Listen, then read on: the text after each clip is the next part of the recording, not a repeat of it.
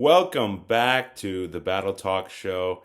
I am your host, Noah Adamani, and good Lord Almighty, folks, did our beloved St. Louis Battlehawks put an absolute shellacking on their arch rival, DC Defenders, on Sunday afternoon at Audi Field, handing the DC Defenders their first loss at home in their team's history. It was truly a momentous occasion at Audi Field yesterday afternoon. A 45-12 victory after being just 3.5-point favorites on the road. The St. Louis Battlehawks have officially cemented themselves as the XFL Conference's by far and away best team and are in the conversation for the best team in the UFL as a whole. Certainly the most dominant offensive performance of the year. A 33-point victory, the largest margin of victory in franchise history. This team is absolutely rolling midway through the season, and I am absolutely over the moon as they roll into week 6 against the lowly Houston Roughnecks. That is no disrespect. They are just having a very down season, sitting at 1-4. But before we dive into next week's matchup, we have to recognize the greatness that was out in our nation's capital. As I predicted in my pregame video, AJ McCarron managed to eclipse over 1,000 passing yards midway through the season and just reached 10 passing touchdowns on the year, both of which yesterday, 2 touchdowns going to Hakeem Butler, his most reliable and favorite target. Hakeem had 6 catches for 2 touchdowns and 147 yards. He is my player of the week, even though you could very well give it to AJ McCarron for his ability to spread the wealth, not only to Hakeem Butler, but Jacour Pearson and Marcel Aitman, Jake Sutherland. Of course, Darius Shepard, the slot weapon, was out yesterday, but the Battlehawks offense did not wane in the slightest. So a major hat tip to not only AJ McCarron, but number 88, the more than likely future NFL wide receiver back in the league come September, Hakeem Butler. He has cemented himself in the conversation for best wide receiver across the league and is producing at an extremely high level. In the backfield yesterday, the two-headed monster, Wayne Gallman and Jacob Sailors, both found the end zone. Really split carries. One had 12 attempts, the other had 11, and right around the same number of rushing yards. So very consistent in the backfield.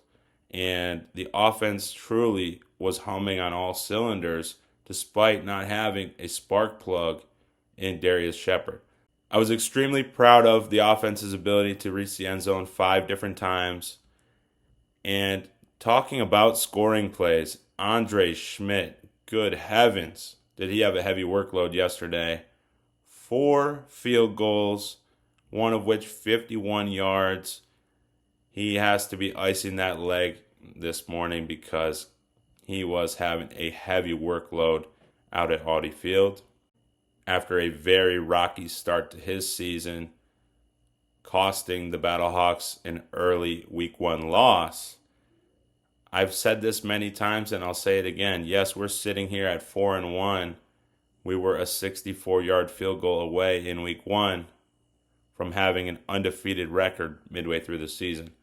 But we move ahead, not really worried about that one loss as we've built a comfortable lead in the XFL Conference and really only see the Birmingham Stallions in our way come playoff time.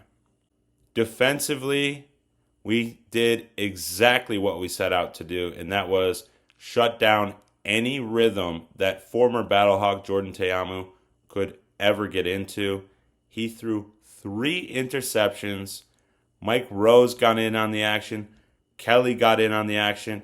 And in the early going, Brandon Sebastian just stole one, jumped the route, and made Jordan Teamu's pass look absolutely foolish.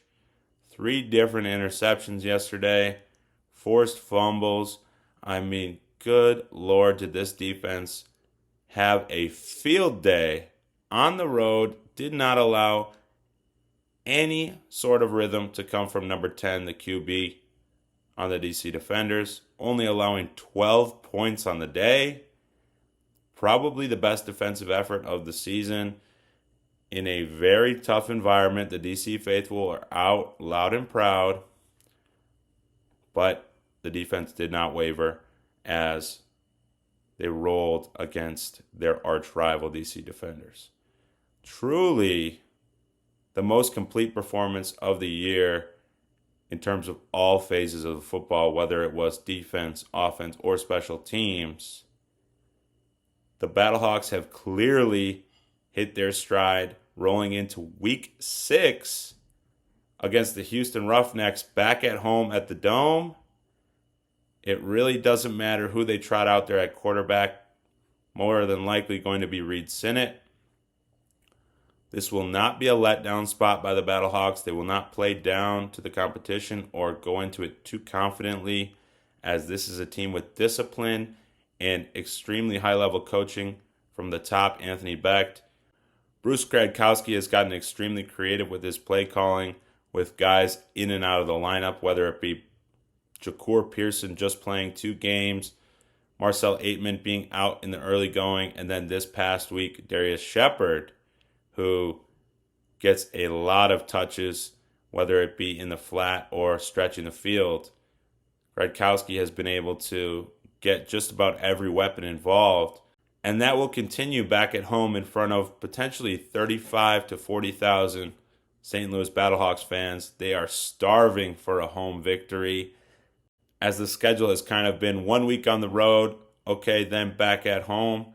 I know after the absolute barn burner that was in DC, St. Louis fans will be hungry to be back at home, celebrating not only last week's victory, but then looking into another dominant performance against the Houston Roughnecks.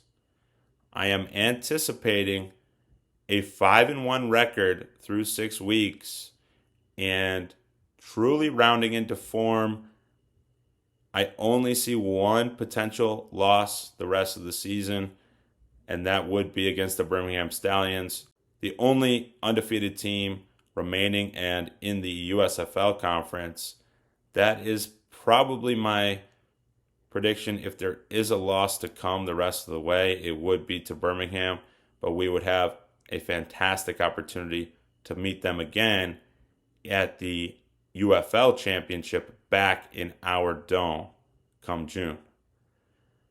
Those are my midway through the season predictions, is that the St. Louis Battlehawks will meet the Birmingham Stallions in the UFL championship, and it will of course be a hometown crowd. I know that I will be in attendance to celebrate what will hopefully be the first championship in franchise history. But we do not want to get too ahead of ourselves. Of course, finish out the regular season schedule on a high note, exactly halfway through the season and only one loss on the record. Let's hope there's only one more loss in the next 5 games, if any, and then turn it up a notch come playoff time and meet the other conference's best to hoist a championship trophy in our home stadium. I am absolutely over the moon with the way these St. Louis Battlehawks are playing. It's clear as day that AJ McCarron is the favorite for UFL MVP, and you could very well argue that Hakeem Butler is in line for Offensive Player of the Year. So folks, continue to stay tuned here on the BattleTalk show on the UFM YouTube. Please subscribe and like this video, and follow along with all of my updates in-game on Twitter at Noah Adamany. Thank you so much for watching. As always, Caw is law. Let's rock.